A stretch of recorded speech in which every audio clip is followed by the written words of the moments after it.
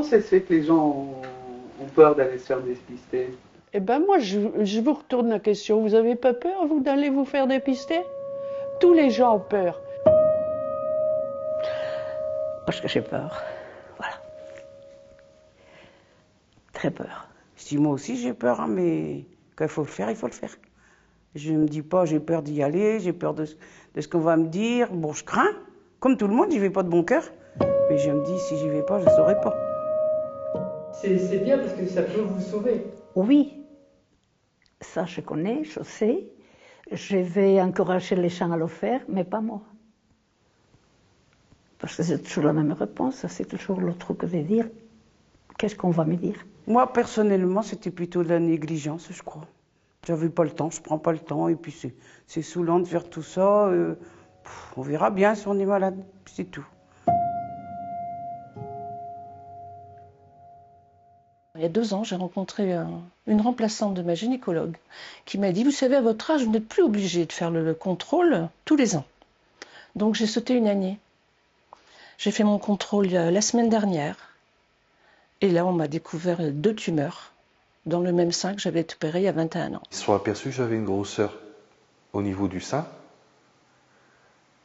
mais on ne savait pas ce que c'était.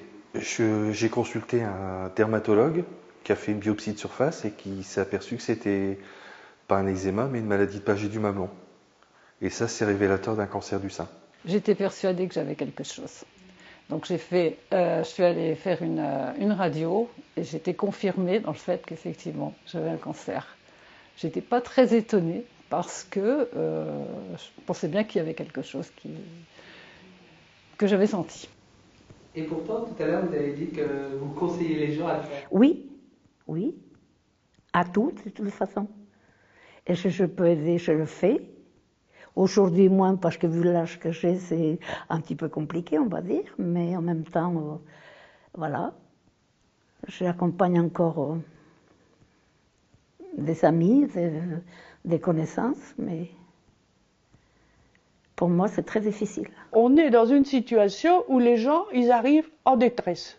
Pour eux, le cancer, c'est un coup de massue sur la tête, ils vont mourir. Honnêtement, je me suis dit, je vais crever. Je suis en rémission d'un premier cancer et on apprend que j'en ai 2 autres. Mais qu'est-ce qui va m'arriver, quoi? Et chaque jour de ma vie, ça a été, pendant les 4 ans, de me dire, demain, c'est peut-être pas demain. Qu'est-ce que je vais faire? Et j'ai appris à me dire, apprendre à mourir, c'est apprendre à vivre.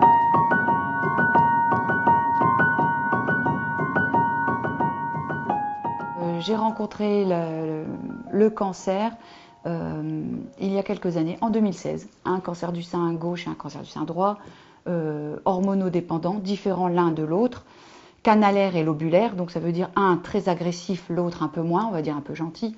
Et donc de là, ça s'est déclenché tout un parcours de soins qui a duré 4 ans et demi, parce qu'il a fallu faire une ablation du sein gauche, une ablation partielle du sein droit, une chimio pendant 10 mois, assez invasive, de la radiothérapie pendant 10 mois, et j'ai eu, il y a 1 an et demi, 8 opérations. Ça a été très brutal, hein, puisque globalement tout allait bien. J'avais 2 jeunes enfants, Noé 6 ans, Elena 2 ans presque. J'allais très bien, pas de fatigue, pas de douleur. Et puis un jour d'octobre, j'ai commencé à sentir une petite dureté au niveau du sein gauche. Donc aucun signe avant-coureur, très, très sincèrement. L'été, je n'ai fait que ça, mettre mon maillot de bain, enlever mon maillot de bain, rien de sensible, pas de... Voilà, et je ne sais pas pourquoi, un instinct, ma sœur qui m'a dit aussi quelque chose qui m'a fait réfléchir, et je suis partie aux urgences sur un coup de tête, mais vraiment en pensant c'est lié à voilà, un kyste ou un canal lacrymal bouché ou ce genre de choses. Et puis là, tout s'est enchaîné très très vite, puisqu'en fait la chance que j'ai eue, entre guillemets, c'est que les tumeurs se sont nécrosées, donc ont été très dures et donc très sensibles et palpables. Je savais que puisque ma sœur elle avait eu un cancer, que si je me réveillais, si j'avais quelque chose ici, une entaille, ça veut dire la chaîne ganglionnaire. Si j'avais une entaille, c'est que j'avais le cancer. Je pense qu'en tant que femme, on a souvent une crainte d'avoir le cancer, cancer du sein. Et voilà, je me suis dit, voilà, ça y est, t'en as un, bon, il n'y a plus qu'à faire avec. Il y a en fait 2 cas de figure. Il y a le cas de figure des patientes qui font une mammographie de dépistage. Ce sont des femmes qui vont très bien, qui sont en pleine forme. Le dépistage, c'est entre 50 et 74 ans, une mammographie tous les 2 ans. C'est comme ça en France, avec une relecture quand les mammographies sont normales. C'est une chance pour les femmes en France. Et ces femmes qui vont bien, tout d'un coup, on détecte une anomalie. Et donc forcément, c'est source d'inquiétude. Parce qu'on arrive normal et on repart avec un doute ou une forte suspicion de cancer du sein. Une étape importante, c'est l'accueil avec les manipulatrices, qui sont les personnes qui vont réaliser les mammographies pour nos patientes. Et donc ça, c'est un moment très important parce qu'elles vont accueillir la patiente, lui demander de se déshabiller, de se mettre à l'aise, et ensuite elles vont ensemble positionner le sein sur le mammographe, et donc c'est un temps particulier entre la manipulatrice et la patiente. Je prends beaucoup de précautions et je préviens la personne qui manipule parce qu'un sein opéré a quand même toujours des séquelles à l'intérieur qui font mal. Donc je l'avais prévenue en disant faites attention parce que ce côté-là, il y a une opération. Donc elle fait les clichés comme il faut des 2 côtés et puis elle a dit bon, elle me fait patienter et elle revient, elle dit je suis désolée, je vais le refaire parce que j'ai des doutes. Donc on refait avec une autre position. De plus, à ce doute, elle avait même un doute sur l'autre côté. Elle voyait quelque chose de trouble sur l'autre sein. Donc on a refait. Voilà madame, ne bougez pas, respirez doucement, vous pouvez bloquer la respiration. On a la chance d'avoir des mammographes qui sont équipés d'écrans latéraux qui permettent de projeter des décors, un peu au choix de montagnes, de la plage, des étoiles. On a une multitude de choix qui permettent de détendre un petit peu, qui peut permettre de s'évader, de penser un petit peu à autre chose. Et nous, pendant ce temps-là, on fait également la discussion, on parle un peu de tout, de rien, ou parfois on parle vraiment que procédure, on s'adapte à la patiente. On a des patientes qui ne veulent pas savoir ce que l'on fait, donc on résume au minimum. Et puis il y a des patientes qui veulent savoir toutes les étapes, où là, on reste très terre à terre, on leur explique point par point ce que l'on fait, on s'adapte vraiment à chaque patiente. Parfait, vous pouvez respirer. Je vérifie le dernier cliché. Il y a un temps d'attente forcément, qui est le temps qui est assez anxiogène, où on attend de savoir ce que va voir le radiologue sur la mammo. Alors c'est toujours une bonne nouvelle quand la mammo est normale, donc c'est toujours un moment entre guillemets agréable pour tout le monde parce que on annonce que tout va bien, et là tout le monde se détend, et là c'est facile. Parfois on est amené à faire des clichés complémentaires, ça ne veut pas forcément dire qu'il va y avoir quelque chose d'anormal, c'est juste pour vérifier certaines zones au niveau du sein, et ensuite tout peut être tout à fait normal. Et parfois on a besoin de faire d'autres examens comme une échographie pour éventuellement savoir si ce qu'on a détecté c'est plutôt quelque chose de liquidien rassurant comme un kyste ou au contraire plutôt quelque chose de suspect, et à ce moment-là on va aller plus loin. Ça fait un choc, c'est sûr. Je pleurais de ce moment-là, j'ai pleuré jusqu'à 14h l'après-midi, il était 9h le matin. Et elle m'a donné un rendez-vous tout de suite pour faire une biopsie. Alors moi j'étais à 100 lieues de me douter que c'était un cancer du sein.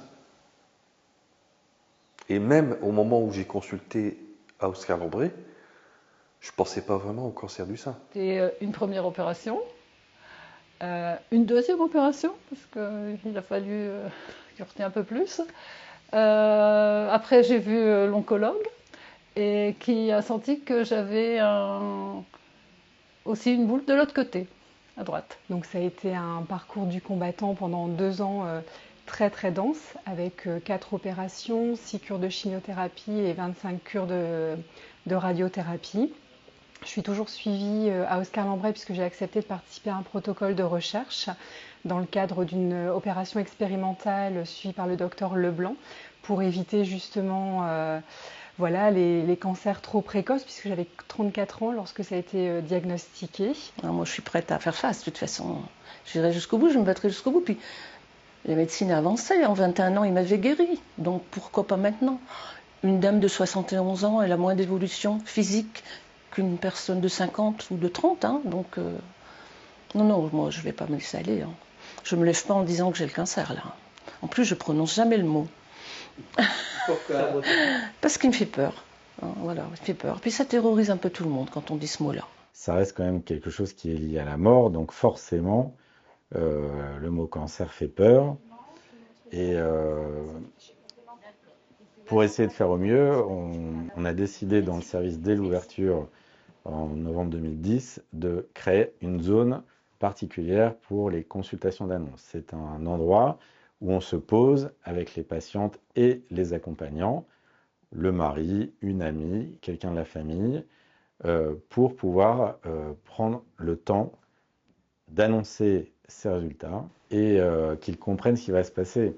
Parce que quand on ne sait pas, forcément, ça entraîne un stress. Dans notre service, nous prenons les patientes en charge de A à Z, c'est-à-dire qu'elles ne sortent jamais, elles ne sont jamais lâchées dans la nature. S'il y a des biopsies, des investigations complémentaires, on fait des biopsies ici sur place, on a les résultats. Et si jamais elles doivent être dirigées, soit en chirurgie ou en oncologie, on prend les rendez-vous aussi bien à l'intérieur de l'hôpital avec nos confrères spécialistes, ou si elles sont suivies à l'extérieur dans le cadre du privé, on décroche notre téléphone, on prend tout ce qu'il faut comme rendez-vous pour qu'elles soient bien accompagnées durant leur prise en charge. Je me suis toujours posé la question, est-ce que s'il l'avait, à la palpation, il ne l'avait pas senti, est-ce que je lui aurais dit? Je ne sais pas. Je ne sais pas si j'allais faire quelque chose là-dessus. Et donc j'ai eu une deuxième opération. Donc comme ça, il n'y a pas eu de jaloux, hein, un à droite, un à gauche, et puis allez. Voilà. Donc un plus important du côté gauche et moins important du côté droit, parce que j'étais grade droit et grade 1. Voilà. Quand vous avez un sein en moins, eh ben votre tête, votre cerveau n'a pas imprimé l'information. Pour lui, vous avez encore votre sein. D'ailleurs, pendant des mois, vous ressentez encore un sein que vous n'avez pas. Donc c'est des images fantômes en plus. C'est aliénant. Il faut absolument être, pour moi, accompagné par une psychologue qui soit spécialisée là-dedans, en tout cas, pour pouvoir vous accompagner. Parce que vous partez à la dérive, ça rend fou. Je pense que plus les patientes sont informées par des professionnels qui leur expliquent clairement ce qui va se passer, eh bien, la confiance fait que les choses se passent mieux que s'il n'y a pas de dialogue. Ça me paraît vraiment très important. L'université n'a jamais su que j'étais malade. Je me suis toujours maquillée. J'ai acheté ma perruque, j'ai essayé à ce qu'elle soit le plus naturelle possible pour qu'on ne le voit pas. Alors ça aussi, quand vous êtes pauvre, vous preniez le premier prix, il est remboursé par la sécurité sociale. Sauf que le cheveu, esthétiquement, il n'est pas joli, forcément, ou pas aussi beau, enfin, il n'est pas naturel. Et en plus de ça, la qualité en dessous du cheveu, pour porter les cheveux, du masque qui porte les cheveux, il n'est pas de bonne qualité. Donc quand il fait très chaud, vous ne le supportez pas. Enfin, il y a tout ça. Les soutiens-gorge, c'est pareil. Quand vous ne pouvez plus mettre de robe, de décolleté, tout ça. C'est fini tout ça. Vous perdez de votre féminité. Alors vous avez le sentiment de ne plus être une femme. Alors n'en parlons pas parce que sexuellement, c'est extrêmement tabou. Alors déjà, ça fait peur le cancer. Mais alors, on vous explique même pas, mais même à l'hôpital. À l'hôpital, on va dire oui, avec votre mari, comment ça va. Quoique la dernière fois, il n'y a pas si longtemps, je suis allée à l'hôpital pour faire une révision générale, parce que, voilà. J'ai vu des affiches où il était noté « Parlons de la santé sexuelle ». Je me suis dit, enfin. Il y a eu toute une période où forcément les seins, ça touche quand même à une zone importante de l'intimité, de la relation dans le couple, de la sexualité. Donc il a fallu prendre nos repères, il a fallu s'harmoniser sur le sujet, bien se comprendre, aussi accepter que voilà, il y a des sensations qui puissent se passer différemment. Après, j'ai de la chance parce que finalement mon mari ne voyait plus que cancer qui clignotait sur mes seins, donc pour lui il n'y avait plus de sujet de ce côté-là, en tous les cas sur ce qui m'a été enlevé, et en parallèle de ça, il m'a laissé vraiment le libre choix de ma reconstruction. Et ça, je pense que ça a été important pour moi. J'ai mis beaucoup de temps à me décider. J'ai vu plusieurs spécialistes. C'était très compliqué parce que c'était bilatéral. Donc, je n'avais pas envie de repartir. En tous les cas, c'était sur les prothèses. C'était quelque chose que j'avais totalement occulté. Et en parallèle de ça, je n'avais pas envie non plus de repartir sur des douleurs opératoires sur les autres techniques. Donc ça a mûri. Mon choix a été très clairement le tatouage thérapeutique sur mes cicatrices directement sans aucune reconstruction. Et ça a donné aussi un nouvel élan à mon couple et à notre relation intime, puisque moi, ça m'a vraiment redonné de l'assurance que j'avais perdue. Ça s'est bien passé. Enfin, je crois qu'il a toujours cru que je m'en sortirais. Donc ça, ça a été important. Il a toujours été présent et avec toujours l'idée que de toute façon, je m'en sortirais. Je dis pas que moi, par contre, il y a eu des moments où je me demandais si j'allais m'en sortir, hein, surtout que ça a été quand même quelque chose de lourd, quoi. Bon, on a déjà un cancer, on en a un deuxième, ça fait beaucoup, quoi. Et voilà. Enfin, donc je m'en suis sortie, puisque maintenant ça va faire plus de 10 ans. Et que tout va bien. Je pense que l'accompagnant, on n'en parle pas aussi suffisamment, mais je pense qu'il faut vraiment les accompagner parce que nous, on est quand même très entourés, très portés, on est très choyés par moments, même si ça peut paraître bizarre de se dire ça, mais il faut vraiment s'en rendre compte. En tant que malade, on a quand même un vrai suivi. Et l'accompagnant, il est là, il a plus ou moins aussi son cancer à lui, à combattre, hein, ses inquiétudes, ses peurs, plus gérer tout le quotidien qu'on ne sait plus gérer pendant un moment. Et je pense que ça, c'est aussi une vraie prise de conscience qu'il doit y avoir. Parce que voilà, l'accompagnant, il a le droit aussi par moment de ne pas aller bien, il a le droit aussi de souffler, il a le droit aussi d'avoir peur pour l'autre. Et il faut aussi l'aider à passer à autre chose, je pense, dans son parcours à lui, quoi. C'est pas parce qu'on fait de la prévention que ça va marcher. Donc il faut que ça soit une prévention intelligente. Intelligente, ça veut dire il faut qu'elle soit réfléchie et efficace. Pour autant, on se rend compte quand même que les cancers du sein, moi je parle de ce que je connais un peu, pour ma part, avec mon expérience singulière, évidemment, et de ce que j'ai lu sur le sujet, il faudrait effectivement qu'il y ait une éducation déjà de la jeunesse, et qu'on puisse aussi leur parler de ce que c'est que le cancer du sein. Comment on peut s'en prémunir. Est-ce qu'elles savent, elles se voient, mais de quoi est constitué leur sein à l'intérieur? Comment c'est un sein? Comment, en dehors de physiquement, la forme que ça peut avoir, le mamelon, l'aréole, à quoi ça sert? Il faut vraiment sensibiliser les femmes en se disant, voilà, à tout âge ça peut nous tomber dessus et faites-vous confiance. En fait, vous avez un pressentiment, un ressenti. Ça ne coûtera jamais rien d'en parler à un médecin, d'avoir une palpation par un professionnel, de faire un examen complémentaire s'il y a lieu. Et quoi qu'il en soit, c'est ce que je dis parfois à des amis, à des collègues, quoi qu'il en soit, si c'est pris tôt, ça peut être tellement bien géré en fait. Si les médecins disent, je sais pas moi, il faut se palper tous les mois ou tous les 6 mois, la gynécologue dit il faut se palper tous les 6 mois, et avoir de se dire que dans son hygiène de vie, tous les 6 mois, on prend le temps de se regarder et de se palper. Comment on se palpe? Est-ce que c'est avec le bout des doigts? Est-ce que c'est avec la main? Parce que ça aussi, si vous vous palpez comme vous avec votre main, vous n'allez rien sentir. Il y a une technique. Je ne suis pas sûre que je ferai une reconstruction. Je ne suis pas sûre parce qu'à 51 ans, je l'aurais fait. À mon âge, je ne sais pas. Je ne sais pas. Parce que ça va peut-être dépendre justement de la douleur que j'aurai après. Si j'ai mal après cette ablation, je ne vais pas m'amuser à faire rouvrir et remettre quelque chose. Après, j'estime que quand on est habillé, on peut faire une prothèse dans le soutien-gorge et puis ça ne se voit pas. Même dans un maillot de bain, hein, je crois qu'on fait des choses bien maintenant. Et puis, voilà.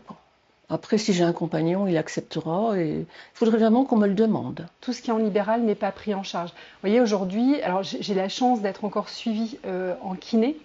Donc vous voyez, c'est quand même vraiment du long terme parce que j'ai beaucoup de douleurs résiduelles au niveau des bras, au niveau des névralgies, ce genre de choses posturales. Donc ma kiné est toujours prise en charge dans ce cadre-là, mais j'ai régulièrement besoin par exemple d'ostéopathie parce que j'ai des conséquences et ça, c'est pas pris en charge et tout le monde ne peut pas se le permettre effectivement. On ne se rend pas compte finalement du travail et du résultat qui en découle, mais c'est magnifique. L'aréole était ici, donc pas du tout à la même hauteur et en fait aujourd'hui, on a un sein qui est tout à fait identique à l'autre. Regarde, t'as vraiment l'impression de... Non, mais c'est fou, hein. Ouais. Puis alors, les fleurs que tu m'as choisies, elles sont super. Je suis très contente. Ouais, c'est quelque chose de doux, finalement. J'ai eu la chance immense de tomber sur Laurine qui pratique ça par vocation et avec une vraie intention d'aider ces ancrés, comme elle dit. On va juste un petit peu pousser la colorisation, puisque c'est pas assez rose. Il y a un dessin qui se fait avant l'acte de tatouage où en fait je recrée la proportion, la symétrie qu'elle valide dans le miroir et après c'est parti. Donc on est sur 2 heures de séance Et c'est assez doux en fait au niveau technicité. On n'a vraiment pas quelque chose qui est très agressif parce qu'elles ont la peau qui est très fine, donc ça on en tient compte. En fait, on utilise évidemment de la crème anesthésiante pour effectivement que ça soit gérable. Est-ce que ça va? Ça va. Bon. C'est magnifique ce qu'elle fait. C'est magnifique, il n'y a pas d'autre mot. Elle a des doigts en or. La dernière fois qu'on a fait une retouche, ça date de quand? Ça fait un moment. Un moment. C'est ça qui est génial, c'est qu'effectivement c'est de l'encre de tatouage, donc c'est de l'encre qui est permanente. Et ils sont issus de pigments biologiques hypoallergéniques et stériles. Il n'y a absolument pas de minerais, donc ça ne gêne en rien tout ce qui est démarche au niveau échographie, mammographie, tout ça. Donc il n'y a pas de risque. Ce qu'il y a, c'est qu'effectivement, une fois que mon travail est fait, on ne bouge plus. Et on a un rendu qui est beaucoup plus naturel que effectivement quand c'est fait à l'hôpital directement. On a des choses qui sont faites pour être simples. Moi, ce que je fais, c'est vraiment, je me rapproche le plus naturellement du sein. C'est une évidence en fait, puisque j'ai la lumière donc, qui vient sur le sein, donc j'arrive à voir là où il faut que je pose ma petite touche de lumière. Donc on a les petites, les petits détails qui font qu'effectivement on a vraiment un téton, une aréole, quoi. C'est du sur-mesure. Elle est ouverte d'esprit. Je veux dire, on n'est pas forcément pro-tatouage. Moi, je ne le suis pas et je le sais, je le dis.